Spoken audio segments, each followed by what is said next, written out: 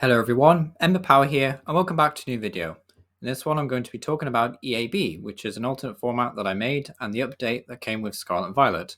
So I am conscious that a lot of these alternate format videos really underperform viewership-wise because of course they're not standard or expanded, and people are just not very familiar with them. So if you have any questions regarding this format or any other format that I've covered before, do let me know down below and I'll do my best to answer any questions. So without further ado, in this video, I hope to recap the rules. So if you didn't see my previous EAB video, then that's no problem. You can kind of skip ahead in the parts of the video. If you know the rules already, that's fine. Then I'll go over the best engines and staples for the format. Then I'll go over the ban list and the watch list, which hasn't changed, FYI. Then I'll go over the new cards from Scarlet Violet, both trainers and Pokemon. I'll then talk about the state of megas in the game. And then, if we have time, the deck lists to try out. So deck lists are basically going to be for different stage 1s and stage 2s that I've been building around lately and testing, as well as a couple of Mega Evolution Pokemon. Also, Primes, an old card gallery will be featured at the end, as well as a bit of a GX talk just for potential future of the format. So what is EAB? Some key rules to recap is EAB stands for Everyone's a Basic, except basic Pokemon. So basic Pokemon are banned, and it's a single price format focus with the exceptions for Megas and some GX. Only 2 of each Pokemon per deck. Abilities are banned on the first turn for each player and activate during Pokemon Checkup as soon as the first player begins turn 2, just to clarify. There's a ban list to deal with oppressed and broken decks. All this means the format can only be played IRL on tabletop because it literally breaks the foundation of how you actually play Pokemon with evolution rules. Proxies are legal as a result because of how annoying some cards are to acquire. Stage 1s can still evolve into Stage 2s, however, and breaks are still legal if they evolve from Stage 1s and Stage 2s. So if a break Pokemon, for example, Carbink Break or Yveltal, is technically a Stage 1 evolution, but unfortunately because there is no Yveltal Carbink in the format, you can't play the breaks because they wouldn't have a weakness, a resistance, or retreat cost. So yeah, only evolution Pokemon, pretty straightforward. They're still treated as evolution Pokemon for the purpose of both abilities and trainers, so Quick Ball is useless, but Evolution Incense and Lure Ball are great cards in this format. The second main rule is that Pokemon can still evolve, and this also allows for break evolution. So stuff like Golbat into Crobat has this effect where if you evolve it, you get to draw 3 cards, which is pretty decent. So if you want to make use of those style abilities, then they can be played. It also means trainers such as Booster Shake or Eversoda can also be played, so something to consider as well. And then the third rule, or the third key rule, is that abilities are blocked going first and going second. This does seem really crazy, but it is there to prevent donk decks. It's to prevent decks from going turbo mode as soon as they hit the board, and it does force decks to be a little bit more creative and a bit more strategic in terms of, the pace of the game and how they want to set up. Then key rule 4, Pokemon are limited to 2 copies. This is just to encourage general creativity. So stuff like Blastoise Kingdra I always found to be a good example. It was one of the first decks that I put together for the format. And this would have been an insane combo. You just play 3 or 4 Blastoise, 3 or 4 Kingdra, off you go. But because you have to play only 2 of each Pokemon, this does mean you're forced to branch out and play a lot of different attackers like Swampert, Wailord, and etc. So pretty fun rule. So this page is just basically a recap of all the best ways of accelerating energy in the format for each different types. As we see in the top left corner, there's all the Deluge engines put together, those being Blastoise, Cherrim, the 2 Megenzones, Hydreigon, and Emboar. And the rest of our options here are basically just slightly weaker versions of those ones, but alternatives, and they can be pretty decent alternatives. For example, the Blastoise can accelerate up to 6 energy cards from your deck. However, it will of course still end your turn. So there are some fun ones to use. Colossal and Claydol can be quite fun, but typically you won't need them if you're not necessarily focusing on niche decks and you're just focusing on the Deluge engines. However, stuff like Porygon Z is also pretty fun with Crazy Code, so something to bear in mind. So just some EAB staples to quickly consider. We have Delphox and Beautifly, which is essentially the same ability. You can just draw until you have 6 cards in your hand. The only reason they're not identical is because Delphox has 10 hit points more than Beautifly, but Beautifly actually has a retreat cost 1 less. So if you ever need to move Beautifly out of the active, it's just a bit easier. And then, of course, Delphox is a bit tankier, but does have a high retreat cost. There's also Machoke, which has the amazing ability Daunting Pose. which will prevent all damage done to your bench Pokemon by your opponent's attacks, and your opponent's attacks and abilities can't place any damage counters on your bench Pokemon. So Machoke is just an absolute unit for keeping stuff like damage spread in check. It also keeps in check stuff that would place damage counters, so yeah, definitely a big fan of Machoke. There's also Venusaur with Fluorescent, which is basically just once in your turn you can search your deck for any Pokemon put into your hand. Incineroar to allow your Pokemon to do plus 30 damage, and then Aegislash for your Pokemon to take 30 less damage. So this is the current ban list. I won't go through every single card, but in truth, just to summarize, basically a lot of these Pokemon don't really fit the criteria of fair or balanced in EAB. Truthfully, the format is pretty unbalanced anyway, even with a ban list, I should say. However, I just feel this selection of Pokemon in particular just take it far too far over the edge. And this is where, the format gets really ridiculous. Stuff like Shiftry that does 210 for 1 grass energy is obviously absolutely insane. There's stuff like the Aerodactyl that can do 180 for 3 energy. And yeah, there is like counterparts to a lot of these cards here in Standard. There's multiple Wailords. But I just feel that these cards in particular are like the best examples of cards that are, just a wee bit too strong, unfortunately, for the format. Then we have a current watch list.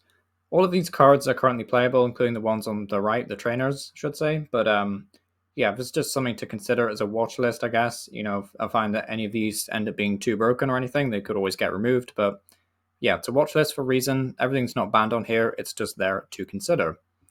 So finally, we can actually talk about some new Pokemon for the format. We have Oberliva, which, or the Olive person, as I just say, with the ability Fill Oil, which is basically when you evolve it, then you get to heal all damage from one of your Pokemon. Now, there is a Dragonite with the same ability, but because you can only play 2 copies of Dragonite and 2 copies of Dragonair, you can, in theory, now play a 4/4 line, effectively, of this combo, just to allow you to heal all damage from several of your Pokemon, realistically. So yeah, seems pretty decent as a healing option. We also have a Wug Trio with Sea Tunneling, which is significantly better as a card in this format because of stuff like Glimwood Tangle. There's obviously Blastoise to accelerate the energy. There's obviously stuff like Triple Acceleration Energy, which isn't currently banned, so you can definitely take advantage of Sea Tunneling and do some really crazy stuff. So I definitely do like Wug Trio in this sense. Also got Pawmot with Electrogenesis, which is decent, to be honest. Allows you to search your deck for lightning energy and attach it to the Pokemon. And then Electropause does a whopping 230, which can one-hit kill Mega Evolution Pokemon, which is kind of like the big appeal of Pawmot. Also has Free Retreat, despite being, fairly fragile at 130 HP. We also see a Revroom, which has the Rumbling Engine ability. You must discard energy from your hand or use ability. Once you turn, you may draw until you have 6. Admittedly, this is kind of like a bit underpowered compared to Delphox or Beautyfly. But in metal decks, potentially, when you have more synergy with being able to find metal Pokemon out of your deck, and just being able to combo it with stuff like Metal Sorcerer, I do think Revroom is pretty decent in that regard. Then we go on to probably the best Stage 2, or like the best new EAB card full stop for the format, and that is going to be Annihilape.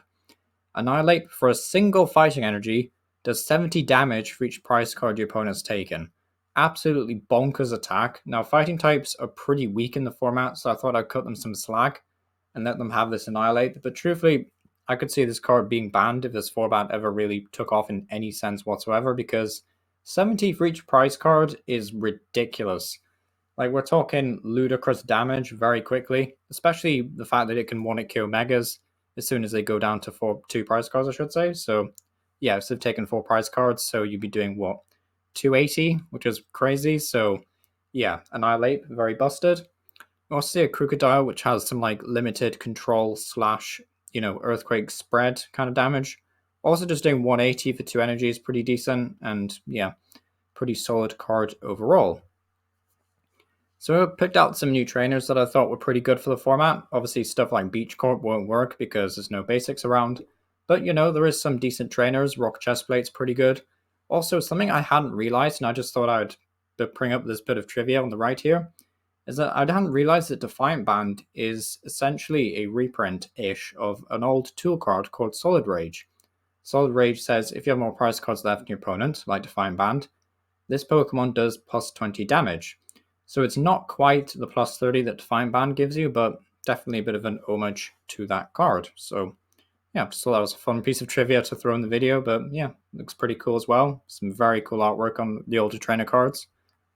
So just going over the state of Mega Evolution, basically Mega Evolution cards were added to the format in the end. I decided, you know what, sure, they can be in.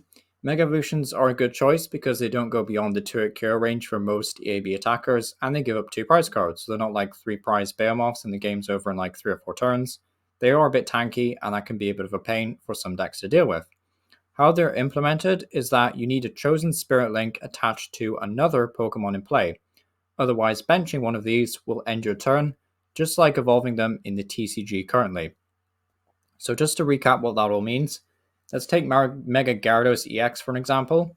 You need the Mega Gyarados Spirit Link attached to one of your Pokemon in order to bench Mega Gyarados without ending your turn. If you don't have the Spirit Link in play, then Mega Gyarados just ends your turn, which might be okay in some decks, especially if your opponent is going a bit slower than usual. But typically, you will need that Spirit Link if you want to, access the advantage of essentially having this massive behemoth of Pokemon. But I just kind of picked out my favorite Mega Evolutions on the right here, or at least the ones I thought were the most interesting. Mega Gyarados naturally has synergy with Deluge Blastoise. Mega Alakazam is kind of like this late game spread damage kind of hitter. Mega Steelix EX is really cool because it's both metal and fighting type. So not only can you take advantage of metal type Megenzo, you can also take advantage of stuff like Strong Energy and Stone Chestplate and stuff like that. So Mega Steelix is definitely a very fun one to mess around with. Mega Mewtwo is just like you pile a bunch of energy and you do a lot of damage. Mega Tyranitar can have 2 tool cards attached to it, which is kind of crazy. And Destroy King just 1-hit kills anything if the opponent's active is already damaged, so it's great for a 2-hit KO combo. Mega Ray does a whole ton of damage, depending on the number of your bench Pokemon. So if you get a Skyfield in there, then you can do a whole ton of damage. And then Mega Groudon can discard a Stadium to do even more damage. And then Mega Charizard can be powered up with Emboar. So Megas honestly get a new breath of life, honestly, with this format. I think it's really cool that Mega Evolutions are, somewhat decent and pretty playable. So just going into this first list, this is what I currently perceive would be BDF in EAB, and that is going to be a Rampardos deck. So, or more specifically, Rampardos, Luxray, Garbodor. So Rampardos does 60 damage and then 60 more if your opponent's active is an evolution. So you do 120, which is decent, especially considering if you combine that with a strong energy, you're doing plus 20, so you're doing 140 instead, which is crazy high. There's also stuff like Luxray, which is honestly one of the best attackers in the format. Energy Crush does 50 for each energy attached to all your opponent's Pokemon, which is crazy. And then Flash Impact for a single energy does 110 and then 30 to one of your bench Pokemon. Then if you don't know what the Garbodor does, basically if it has a tool card attached to it, then all abilities in play cease to stop working. So you do turn off stuff like Machoke as well as Venusaur and Delphox, but it is still a pretty good ability because a lot of other decks in the format rely on abilities. So being able to use your ability to shut off everyone's abilities, it's basically this deck's way of saying, if I'm not allowed to have fun, then neither are you kind of attitude. So it is a bit like toxic, I guess, in that regard, but still, well, literally toxic. It is part of garbage, of course, but yeah, pretty fun. There's also stuff like Flygon, which does 50 damage for each retreat cost in your opponent's active Pokemon. Stuff like Kabutops, which says if it's in the active, your opponent can't play Sporters. And stuff like Beedrill, which just allows you to want to kill something that has any special energy attached to it. Steelix. So yeah, Beedrill, pretty fun. And then this next list is going to be sort of a weird, funky deck. I haven't really optimized this list fully, but it's basically a Mega Groudon deck with Rampardos and Porygon Z. Unfortunately, I made the mistake of only giving this deck 2 stadiums, Lake Acuity, so unfortunately Primal Groudon's not going to be doing a whole lot of damage in most games, but he can at least be pretty tanky thanks to stuff like Stone Fighting Energy, which is cool, and of course the Lake Acuity, as I mentioned earlier. You could even play the Aegislash in here to take 30 less and be even more tankier at that point. But just the fact that we have Stone Fighting Energy, as well as, Lake Acuity, Chestplate, and stuff like that, yeah, definitely a strong card for sure. And a very fun deck, to be honest. So this next one is going to be the tried and tested, I should say, version of Kingdra Swampert. This is honestly one of the very first decks that I did test out in the format. It might have been the first, actually, if it wasn't the Charm deck. But basically, Kingdra Blastoise, it's kind of like in the title, really. you just want to use Blastoise to accelerate water energy to your Pokemon. Kingdra can conserve that energy, which is really cool. Then we have stuff like Swampert, which is not only a great attacker, it's also really bulky with 160 HP, and also has an amazing ability that's just discard a card to draw 3, so pretty helpful in that regard. This deck also plays the Machoke, the Delphox, the Incineroar, and the Aegislash. Also, 2 copies of Octillery is probably overkill. This deck doesn't need that much draw power, but yeah, still pretty fun in that regard. Also has Samurott and Wailord if you're a fan of those Pokemon. This next one is going to be a Dracozolt Luxray Break deck. So making use of that amazing Luxray from Brilliant Stars, but also the Luxray Break from XY Series Breakpoint. Then of course Magen Zone allows you to accelerate any number of Lightning Energy cards from your hand to your Pokemon in any way you like. Then Dracozolt just does a whole ton of damage, 200 to be precise, for 4 energy.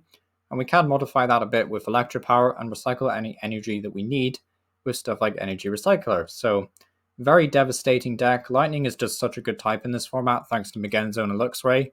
And having Luxray Break is like the cream of the crop, basically. It's literally the pinnacle of a wedding cake is Luxray Break because of how good Luxray from Brilliant Stars is. So pretty cool. This next deck is going to be another Magenzo deck because Pokemon basically printed 2 identical Magenzones. They just changed the typing, so there's a Lightning one and a Metal one. This Metal one is going to be paired up with Aggron with the ability Sturdy, as well as Melametal, which basically gives itself immunity from Pokemon with abilities. So this is like more of a rogue deck. It's running the Silgalera from Celebrations as well. It's definitely not like the most competitive thing I've put together, but it's definitely a bit of a blast and certainly one of the better metal decks in the format. So this next one's going to be a true and tested fire deck. Of course, we get to run 2 copies of the Delphox, but also running Delphox Break, which is really cool, so it can accelerate additional energy. Still playing stuff like the Leonzard, as well as Cinderace and Emboar as well, to accelerate all the energy, as well as some Salazzle for some extra draw support, and the Incineroar to do plus 30 damage. So, just kind of give an example as to what fire types would look like in this format. This next one is going to be like a Cherrim style box with Venusaur. It also takes advantage of other stuff like Trevenant with Poltegeist, but Sceptile is kind of like the main attacker, doing more damage for every grass energy on play, as well as stuff like Kricketune to increase your HP by plus 40, so all of a sudden everything's a bit bulkier. Also playing the Beedrill as well to capitalize on your opponent's special energy. Typically, I would say without Mega Evolution, grass types would be kind of subpar in this format. They're not really doing just enough damage. Sceptile's a bit of a lower modifier. Poltergeist on Trev can be very, very strong, but ultimately not the craziest of decks. However, if we get to Mega Sceptile, that's kind of like a whole different story. So this is going to be like a first example of what a deck could look like if it has, the stones in it. Not the stones, the Spirit Links, I should say. I've also noticed something that this deck is playing a Lavini, which is on the ban list. Just to put that out there, Lavini shouldn't be in the deck. I just figured it would. I don't know why it's in there, to be honest. Like, I've forgotten the reason if I built this deck before I made the ban list or something, but yeah, that's why Lavini's in there. There is some decent attackers like Meganium and Ludicolo as well, so at least you have some additional options if you don't fancy attacking with Mega Sceptile. This next one is going to be a really cool Hydreigon Break deck. So Hydreigon Break can take the advantage of the fact that Hydreigon itself can accelerate any number of dark energy from your hand as often as you like. So you can actually combo that with stuff like the Tyranitar from Fates Collide. So that says when you evolve it from Pupitar, you get to accelerate any number of dark energy from your discard pile to it. And it has this like massive attack that does like 150 damage, and then you discard the top card of your opponent's deck. If it's a supporter card, you can do like 100 more or something. It is a pretty crazy attack, to be honest, but I just thought it was really fun to use. Also, Dragon Break is a dragon type using both Psychic and Dark Energy, which is cool. There's stuff like the Obstagoon as well, which is pretty fun. So, yeah, pretty cool break deck overall. This next one is going to be like a double colorless counterbox deck, featuring stuff like Zoroark with Mind Jack, Gallade, the Delphox with Energy Crush, as well as attackers like Ludicolo and Raichu. There's probably some better double colorless attackers that I just missed out on, but yeah, just a bit of a showcase of what a deck like this could look like. This next one's going to be a Psychic box, so built around the Gourgeist, Chandelure, Dragapult kind of combos. We can use Gardevoir to increase the amount of Psychic value we get, so Phantom Force on Dragapult can be used for just a single Psychic energy, which is crazy. And this deck is really cool because it allows you to use stuff like Mysterious Treasure and Spell Tag, and even Horror Psychic Energy, so you can just place even more damage counters. Yeah, definitely a pain to deal with. So next thing I kind of want to talk about, albeit briefly, is primes. They can't be turned off by standard ability locks, but other than that, I think primes are like a solid choice for EAB because their HP isn't exactly power crept up or anything. But to be fair, most stage 1s and stage 2s don't have much more HP than these ones do. And I think some of these effects are pretty cool. So, stuff like Yamega can like attack for free if you have the same number of cards in your hand as your opponent, which is like a reference to the Steam Siege Yamega. There's stuff like Slow King for a bit of control. There's Kingdra that can place a damage counter. The only one that I'm honestly really concerned about is this Megenzone down here, which has this like amazing effect of just being able to draw up to have 6 cards in your hand, which there is a lot of effects that do that in standard already. And then Lost Burn, which just allows you to move a ton of energy to the Lost Zone and do 50 for each one, so that's kind of crazy, but still, I think Primes could honestly be a decent choice. They just seem like they fit the format, to be honest. Like, maybe not as attackers, but certainly for their cool abilities. And there is a couple more Primes as well. This isn't every Prime here, so yeah, let me know if you think Primes could be a good option. Then I just kind of want to take a very quick look at like past evolution Pokemon. These are just the really old stuff. I personally don't think the format needs older cards, at least not now. But I just thought it was fun to kind of like look back on some of the older stuff and see what's cool, and just kind of take a look and see what could be implemented into the format maybe later down the line. So stuff like Claydol says as long as Claydol is in your active Pokemon, each player's evolved Pokemon plays one colorless more to use its attack, so it's kind of like a bit of a control card. There's stuff like Vileplume EX with Block Dust. So the EX are really interesting because they obviously have a lot less HP than the current EX or Mega Evolution. But stuff like Vileplume EX, 140 HP as a 2-prizer is really sketchy. But the Pokebody Blockout says as long as Vileplume is in the active, your opponent can play any trainer cards except for supporter cards, which is very, very disruptive. So, if you could do that for a turn, that could be annoying.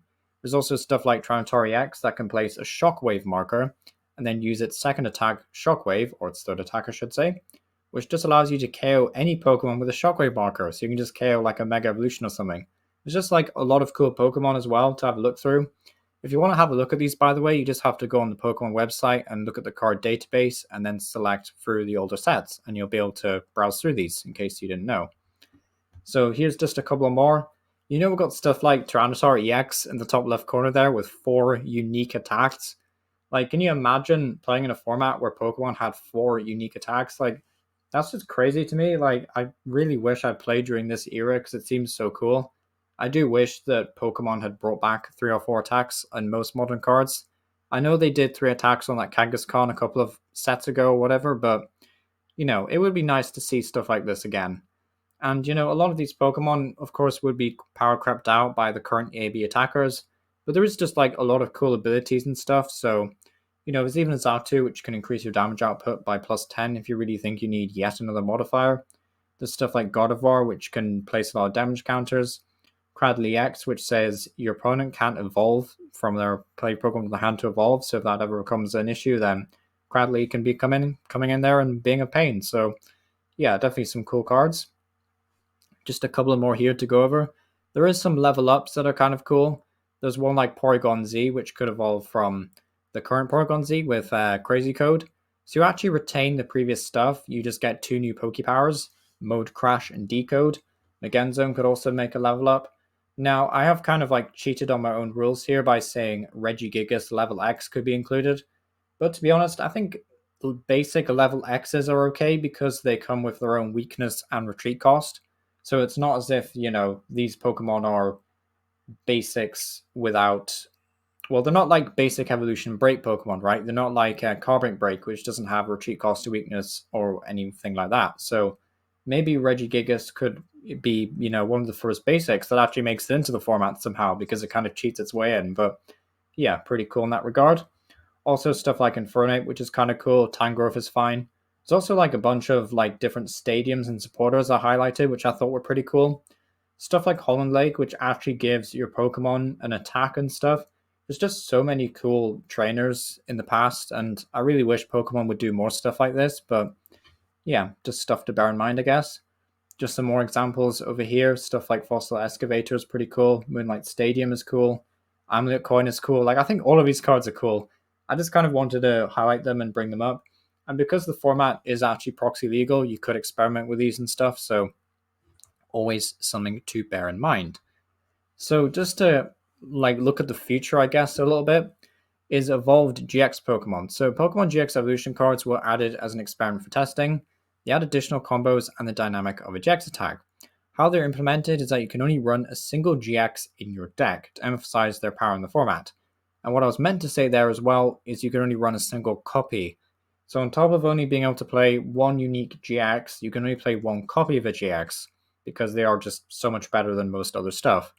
Another rule in testing is that they could evolve from a regular copy of a Pokemon, i.e. Vileplume into Vileplume GX, which is basically like the level up mechanic, except you perma-evolve, so you can't use the previous stats. So, you could do stuff like that Incineroar that modifies your damage, and then evolve it into Incineroar GX. Just something interesting like that could be cool.